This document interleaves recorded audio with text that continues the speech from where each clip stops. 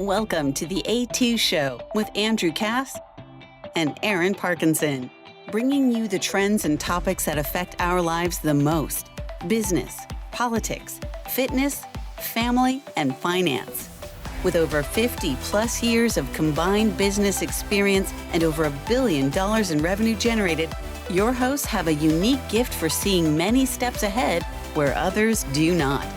They bring their unfiltered, contrarian views to the show every week to help you win in business and in life.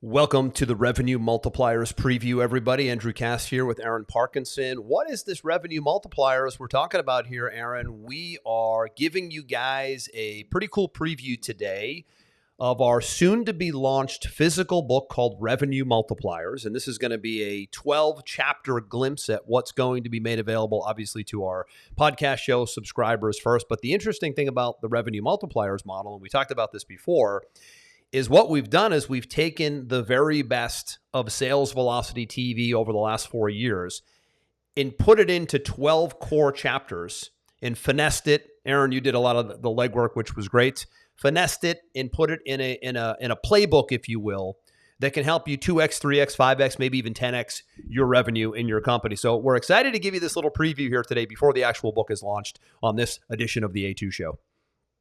I'm excited to talk about the book, but first, let's talk about that t-shirt. What do you got? Well, the first word that's coming to my mouth is sellout. So yeah, I think I told you I took my son to a live golf experience at the Trump Doral in Miami about 3 months ago, just to see the whole vibe. I think this was right after they did the merger with PGA, which was shocking, right? It was animosity for a year and a half, and then it was all of a sudden we're a partnership, right? Out of the blue. People are like, what the heck just happened right here, right? So I just like the shirt. Good experience. I prefer PGA. I like the elegance of PGA. I felt that the live golf experience was a little bit more like spring break feeling, Cancun. Definitely. People drinking beers, a little bit of a sloppy environment. I like the clean cut. Shirts need to be tucked in. Guys need to be wearing pants on the course. I like that better. I've not been to a men's PGA, but I've been to a women's PGA. Live was loose and fun and loud. And again, it had that spring break element to it, which, yeah, for some people, I think they might like it. For me, I'm more traditional. I'm more of a traditionalist when it comes to the quiet when they're hitting and not screaming and yelling. This isn't a football game. It's a golf match, right? So, I don't know. Yeah, I like the shirt. I'm definitely a hardcore traditionalist when it comes to golf. You know, I golf all the time. And that whole scenario with the people leaving and getting all the money to leave. And then we were talking about that before, man. That was brutal. I mean, and they were basically like hung out to dry publicly. And there was people that were hardcore fighting for the traditionalist stance, like Rory McIlroy. And then all of a sudden, a year later, we're merged, and those guys didn't take the money. And knowing at the time when they took the money, which these guys got $100 million. The top 10 guys got $100 million each. Mickelson, Koepka,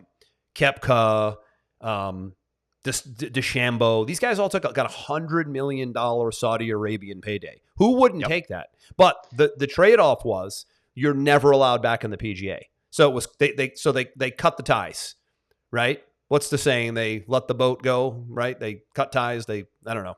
Yeah, they said, look, the paycheck is too high to turn down, and I play for money. This is like being a professional poker player. I play golf. I'm going to take the money. And listen, I don't fault people for making a decision for their families. Nope. It's more about the guys that didn't take it out of principle because they wanted to maintain their to dry by the PGA themselves when they ended up merging with them anyway. And the one that has taken the most beating to their personal brand was the guy that probably had the strongest personal brand of any golfer in Phil Mickelson. He was seen as he was the godfather of PGA, the oldest guy out there in his 50s, 55 or something, still competing. And that was a big shock that he took the payday and ran. Hey, listen, he wanted to multiply his revenue, and he did it, pal. Well, and here's the thing. $100 million. They got taxed on that, you think? Probably, right? For sure. But if it's a check from Saudi Arabia, Oh, for sure. Do you think it was just straight up check and they deal with taxes on their own, or do you think it was somehow? And the only reason I'm asking is because it's not American money. It's public though. So, right. Well, I'm not saying they shouldn't pay taxes. I'm just curious if the 100 million was somehow pre-taxed, or was it just a straight up $100 million check, and then obviously you owe a chunk of earned income to the IRS, right? I'm sure. I don't know. I'm sure it went to the IRS, but the reason why Phil took such a beating to his reputation and his brand is only about 3 months before that, he was being interviewed for a biography. Is that right? And they asked him about the potential involvement with the Saudis. And his exact quote was, "They're scary mother effers to get involved with.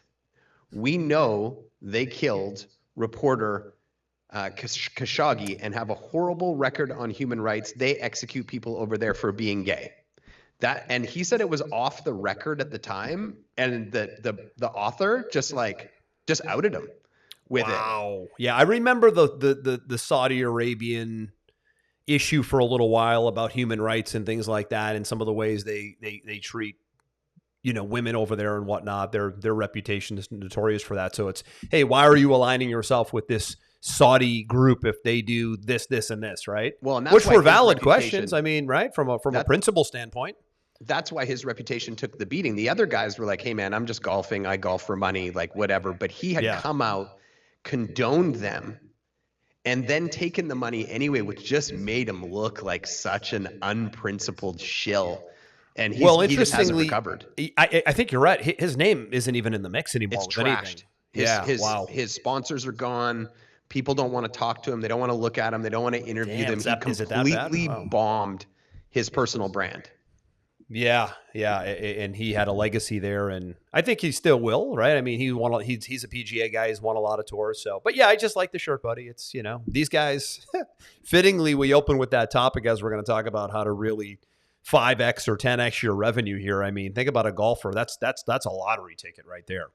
Absolutely. Well, let's talk about you, and let's talk about your business. And this is a business category today. And I think that revenue multipliers, the book looks amazing. I have to tell you that I think we did a good job picking the 12 best episodes of the last 4 years. And what we're going to do today is just give a quick rundown of the Big 12. We won't get into too much detail, a quick overview. And then, of course, when the book is launched, you'll have a chance to get it on Amazon in physical form sent directly to your house as well. So, Aaron, anything you want to preface this with besides the live golf stuff?